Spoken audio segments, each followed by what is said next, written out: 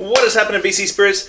BC Spirits Cocktail of the Week, #1. I thought I was going to do this last week, didn't get a chance to. I'm in my brand new bar, so I was like, now I need to start doing cocktails. And I thought, well, why not? Let's start off with a really good one. We're going to kick it off with something I call a Solid Gold Negroni.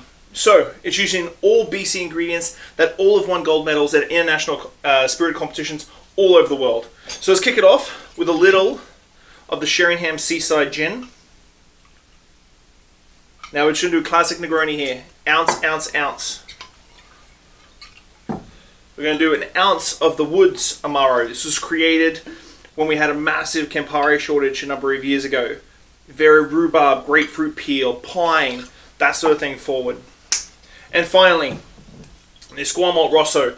Personally, one of my favorite Rossos here on the island and in BC. And it's perfect just to go well with your Negronis. This is a really classic Negroni. I'm not trying to do an autumn Negroni. If I was doing that, I'd do the Odd Society stuff, or Boulevardier, or something like that. I'd be changing it up a little bit. So, as you can see, my bar is still not completely stocked. I am getting more stuff. Give it a good stir. And then we're going to put it on a nice carved clear ice globe. Let's throw in a coaster on that one. Give this a solid strain off.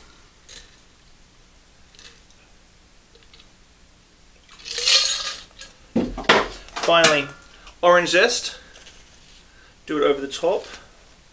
And then give it a little spritz over the top. Expel some of those oils.